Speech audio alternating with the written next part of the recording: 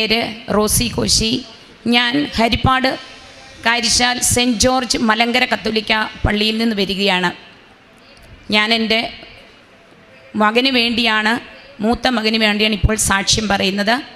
ഒന്നാമത്തെ ഉടമ്പടി എൻ്റെ കുഞ്ഞിനൊരു ജോലി ലഭിക്കുക. ഞാൻ ഇവിടെ വന്നത് എന്ന് പറയുന്നത് മാർച്ച് 4, 2019 വളരെ ആഗ്രഹിച്ചു ഇവിടെ വരെ വരാൻ. പക്ഷേ എനിക്ക് വരാൻ സാധിച്ചില്ല. എല്ലാവരും ഒരുപാട് അനുഗ്രഹങ്ങൾ വാങ്ങിക്കുന്ന പുണ്യസ്ഥലമാണെന്ന് കേട്ടു. മാതാവിനോട് ഞാൻ പ്രാർത്ഥിച്ചു. അങ്ങനെ ഇരുന്നപ്പോൾ ഞാൻ കയറിയ വണ്ടിയിൽ ഒരു പടവിട്ട് ചവിട്ടുന്നു. ആ പടമെടുത്തപ്പോഴാണ് ഞാൻ സത്യത്തിൽ ഞെട്ടിപ്പോയി. അമ്മയുടെ ഒരു പടമായിരുന്നു. ആ പടം ഞാൻ നെഞ്ചോട് ചേർത്ത് വെച്ച് പ്രാർത്ഥിച്ചു, അമ്മേ, നിൻ്റെ മകൾക്ക് അവിടെ വരുവാൻ, ആ പുണ്യസ്ഥലത്ത് ചവിട്ടുവാൻ എന്നെ എത്രയും വേഗം യോഗ്യതയുള്ളതാക്കണമേന്ന്.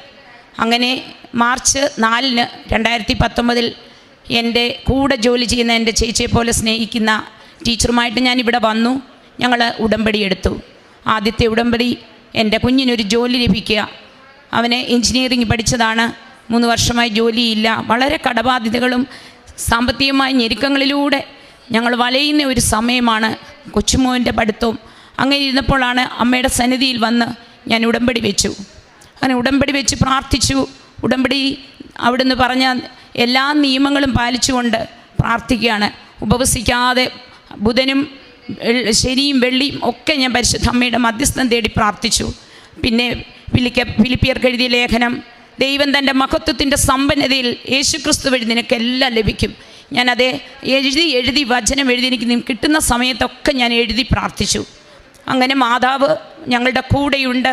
അങ്ങനെ മാതാവിനോട് കുഞ്ഞിനെ സമർപ്പിച്ച് പ്രാർത്ഥിക്കും. ഞങ്ങളുടെ ഭവനത്തെ, ഞങ്ങളുടെ ബുദ്ധിമുട്ടുകളെല്ലാം സമർപ്പിച്ച് പ്രാർത്ഥിച്ചുകൊണ്ടിരുന്നപ്പോൾ കുഞ്ഞ് ഹൈദരാബാദിലൊരു ചെറിയ കമ്പനിയിൽ വളരെ തുച്ഛമായ ജോലി, ഒരു എക്സ്പീരിയൻസിന് കയറിയിരിക്കുകയാണ്. അങ്ങനെ ഇരുന്നപ്പോൾ വീട്ടിൽ വരാനൊരു സാധ്യതയുണ്ടായി. ഞാൻ മാതാവ് കൊണ്ടുവന്നത് തന്നെയാണ് ഞാൻ വിശ്വസിക്കുന്നത്. അങ്ങനെ ഇരുന്നപ്പോൾ നമ്മുടെ ഇവിടെ ഓഗസ്റ്റ് 5 മലങ്കര കത്തോലിക്ക സഭയുടെ വിശുദ്ധ കുർബാന നടക്കുന്ന ദിവസം നമ്മുടെ പത്തനംതിട്ട രൂപതയിലെ ക്രിസ്റ്റസ്റ്റോൻ തിരുമേനി തിരുമനസ്സുകൊണ്ട് ഇവിടെ വിശുദ്ധ കുർബാന നടത്തുന്നു എന്ന് ഞങ്ങളുടെ വികാരിയച്ഛൻ മോനെ വിളിച്ച് പറയുകയാണ്, നീ ഈ ശുശ്രൂഷയ്ക്ക് പോകാമോ? അവൻ സന്തോഷത്തോടെ പറഞ്ഞു, ഞാൻ പോകാൻ വെച്ച. അങ്ങനെ അവൻ്റെ കൂടെ 2 പേര്, അവർ 3 പേരും കൂടി ഇവിടെ ശുശ്രൂഷയ്ക്ക് വന്നു. എൻ്റെ കുഞ്ഞിന് ഏറ്റവും ഭാഗ്യമുണ്ടായി. ഈ ബലിപീഠത്തിൽ വിശുദ്ധ കുർബാന അർപ്പിക്കുവാനായിട്ട് എല്ലാം അവിടുന്ന് ഒരുക്കിയത് അവൻ തന്നെയാണ്. അതെനിക്കൊരിക്കലും മാതാവ് എൻ്റെ കുഞ്ഞിനെ ഇവിടെ കൊണ്ടുവന്നു, അമ്മ ഏറ്റെടുത്തു, ഞാൻ എൻ്റെ ഉടമ്പടി അമ്മ എനിക്ക് സാധിച്ചു തരുമെന്ന് പൂർണ്ണ വിശ്വാസമായി ഞാൻ വിശ്വസിച്ചു. അങ്ങനെ ആ കുർബാനയിൽ ലൈവ് കണ്ട് ഞാൻ അമ്മയുടെ കരങ്ങളിലേക്ക് അവനെ ഏൽപ്പിച്ചു. കുർബാന കഴിഞ്ഞ് എൻ്റെ കുഞ്ഞ് അച്ഛനെ കാണാൻ വലിയ ഭാഗ്യമുണ്ടായി. അച്ഛൻ തലയ്ക്ക് കൈവച്ച് പ്രാർത്ഥിച്ചപ്പോൾ അവൾ കണ്ണു നിറഞ്ഞ് അവൻ്റെ ഒഴുകി, അച്ഛാ എനിക്ക് ജോലിയില്ല, വീട്ടിൽ കടബാധ്യതയും വിഷമങ്ങളുമാണെന്ന് പറഞ്ഞപ്പോൾ അച്ഛൻ പറഞ്ഞു, നീ ഉടമ്പടി എടുക്കും മോനെ എന്നും പറഞ്ഞ് അവൻ്റെ വയറിനൊരു കുത്തും കൊടുത്തു. അപ്പം അവൻ വീട്ടിൽ വന്നിട്ട് പറഞ്ഞു, അമ്മയ്ക്ക് കിട്ടാത്ത ഭാഗ്യമാണ് എനിക്ക് കിട്ടിയത്. അപ്പം ഞാൻ എന്താ മോനെ? അമ്മ എനിക്ക് എൻ്റെ അച്ഛൻ എൻ്റെ തലയ്ക്ക് കൈവച്ചു പ്രാർത്ഥിച്ചു, അമ്മ എന്നെ അനുഗ്രഹിച്ചു. അതെ, എന്നിട്ട് അവന് പെട്ടെന്ന് ഹൈദരാബാദ് വരെ പോകണമായിരുന്നു. പോയെങ്കിലും അവിടെ നിൽക്കാൻ അവിടുന്ന് അവൻ്റെ മനസ്സ് അനുവദിക്കുന്നില്ല. ഉടമ്പടി എടുക്കണമെന്ന് അച്ഛൻ പറഞ്ഞ അത് മാത്രം അവൻ പ്രാർത്ഥിച്ചു. അവൻ തിരിച്ചു വന്ന് സെപ്റ്റംബർ 4 തന്നെ എൻ്റെ കുഞ്ഞ് ഇവിടെ വന്ന് ഉടമ്പടി എടുക്കാൻ 2 പേരെ എടുത്തെടുത്ത് പറ്റില്ല. അവൻ സിസ്റ്ററിൻ്റെ അടുത്ത് കരഞ്ഞു. സിസ്റ്ററെ അച്ഛൻ പറഞ്ഞിട്ടാണ്. അച്ഛൻ പറഞ്ഞെങ്കിൽ മോൻ പോയി ഉടമ്പടി എടുക്കാൻ പറഞ്ഞു. അങ്ങനെ അവൻ ഉടമ്പടി എടുത്തു.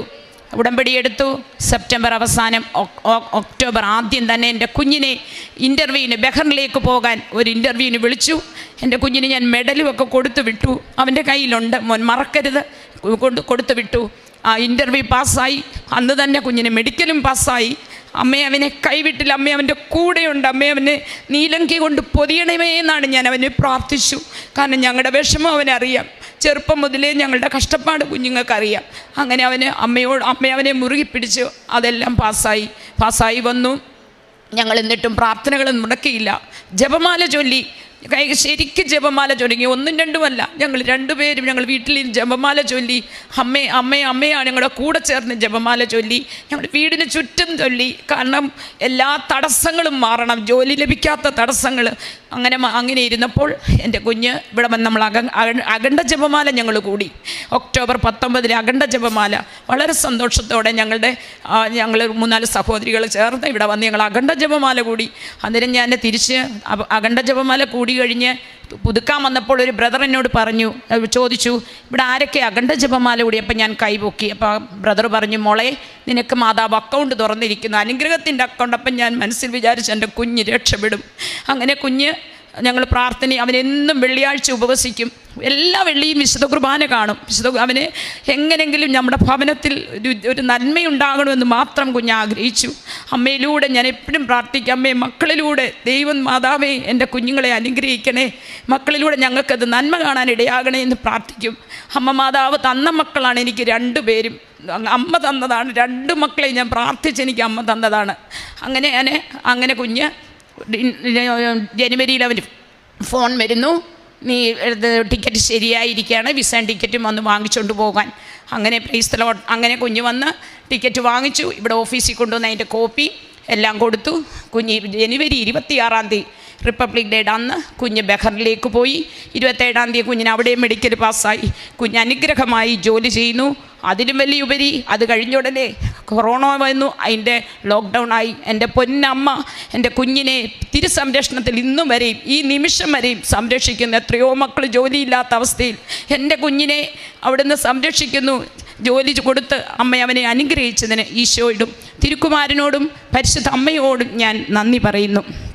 രണ്ടാമത്തെ സാക്ഷ്യം രോഗസൗഖ്യം. ഞങ്ങളുടെ ഭവനങ്ങളിൽ എന്നും രോഗമാണ്. അങ്ങനെ ഇരുന്നപ്പോൾ എൻ്റെ കൊച്ചുമോന് നാഗർകോവിൽ പഠിക്കുകയായിരുന്നു.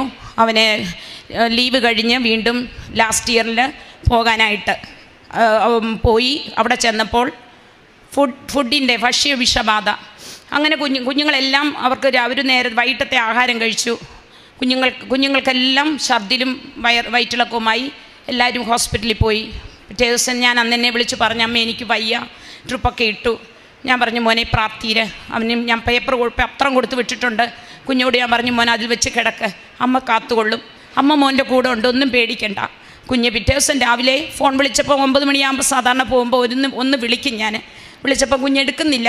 എനിക്ക് മനസ്സിന് അസ്വസ്ഥത. ഞാൻ മാതാവിനോട് പ്രാർത്ഥിച്ചു, കുഞ്ഞെടുക്കുന്നില്ല. ഉടനെ ഞാൻ കുഞ്ഞിൻ്റെ പപ്പായെ വിളിച്ച് പറഞ്ഞു, അമ്മേ അച്ഛാ കുഞ്ഞ് വിളിക്കുന്നില്ല. ഉടനെ ആ നിമിഷം ഞങ്ങൾ വേദന എടുത്തിരിക്കുന്ന നിമിഷം തന്നെ അവൻ്റെ ചേട്ടന് ഫോൺ വന്നു. കുഞ്ഞിന് ശ്വാസം മുട്ടലുണ്ടാവുന്നു, കുഞ്ഞിന് ബോധമില്ലാതെ കിടക്കുമായിരുന്നു എന്നും പറഞ്ഞ് ഫോൺ വന്നു.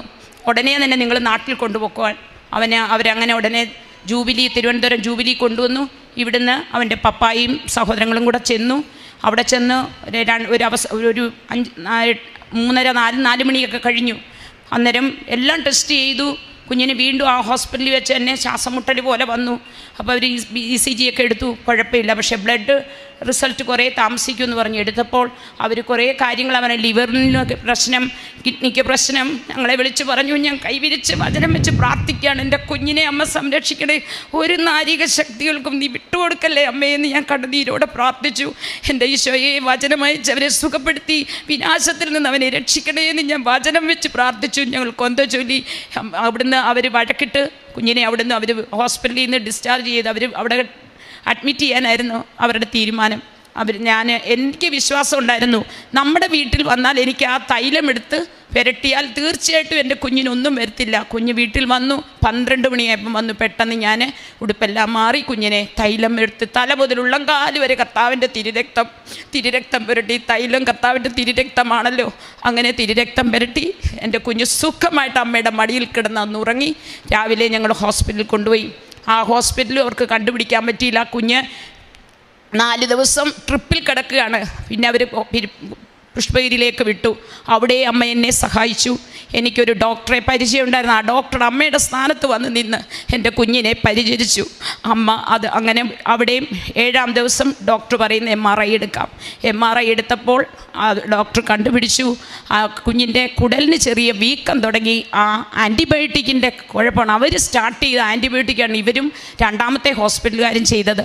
അതുകൊണ്ടാണ് കുഞ്ഞിന് ഇത്രയും പ്രശ്നം വന്നുകൊണ്ടിരിക്കുകയാണ്. ആകപ്പാട് പ്രശ്നങ്ങൾ. ആ ആൻറ്റിബയോട്ടിക് അല്ലായിരുന്നു കുഞ്ഞിന് കൊടുക്കേണ്ടത്, അതിൻ്റെ റിയാക്ഷനായിരുന്നു കാണിച്ചത്. അങ്ങനെ ഡോക്ടർ അത് നിർത്തി. പ്രാർത്ഥിക്കാൻ പറഞ്ഞ് എന്നോട് ഞങ്ങൾ പ്രാർത്ഥിച്ചു. വേറെ മരുന്ന് സ്റ്റാർട്ട് ചെയ്തു. ഞാൻ ആദ്യം ഡോക്ടർ പറഞ്ഞു ഇത്രയും ദിവസം ആഹാരം ഒന്നും വയറ്റിൽ ചെല്ലാത്തതുകൊണ്ട് ആദ്യം നിങ്ങളൊരു ഐസ്ക്രീം കൊടുക്കാൻ പറഞ്ഞു. ഐസ്ക്രീം കൊടുത്തു. കുഞ്ഞ് ഛർദ്ദിച്ചു. വീണ്ടും പറഞ്ഞു പറയാൻ വരട്ടെ. പിന്നെ എന്നോട് പറഞ്ഞു അമ്മ തന്നെ ഇച്ചിരി വെള്ളമെടുത്ത് കുഞ്ഞിന് കൊടുക്കാൻ പറഞ്ഞു. സന്ധ്യയ്ക്ക് ഞാൻ എടുത്ത് പരിശുദ്ധ അമ്മയുടെ ഉടമ്പടി പ്രാർത്ഥന ചൊല്ലിക്കൊണ്ട് സർവശക്തമുള്ള പിതാവ് ചൊല്ലിക്കൊണ്ട് ഒരു തുള്ളുപ്പിട്ട് കുഞ്ഞിന് കൊടുത്തു. എൻ്റെ അമ്മ എൻ്റെ കുഞ്ഞിനെ സുഖപ്പെടുത്തി. എൻ്റെ തിരുക്കുമാരൻ്റെ കരങ്ങളാണ് ഇപ്പോഴത്തുള്ള കരങ്ങൾ എൻ്റെ കുഞ്ഞിനെ തൊട്ടു. പിന്നീട് എൻ്റെ കുഞ്ഞ് ഛർദ്ദിച്ചതേയില്ല. അങ്ങനെ കുഞ്ഞ് 10 ദിവസം ആ ഹോസ്പിറ്റലുണ്ടായിരുന്നു. ഡോക്ടറിനും സന്തോഷമായി. കുഞ്ഞ് പതുക്കെ കഞ്ഞിവെള്ളവും ചെറിയ ലൈറ്റായിട്ടുള്ള ആഹാരങ്ങൾ കഴിക്കാൻ തുടങ്ങി. അങ്ങനെ ഡിസ്ചാർജ് ചെയ്ത് എൻ്റെ കുഞ്ഞിനെ സുഖപ്പെടുത്തിയ എൻ്റെ തിരുക്കുമാരൻ്റെ പരിശുദ്ധ അമ്മയുടെ മധ്യസ്ഥതയ്ക്കും കോടാനുകൂടി നന്ദി പറയുന്നു.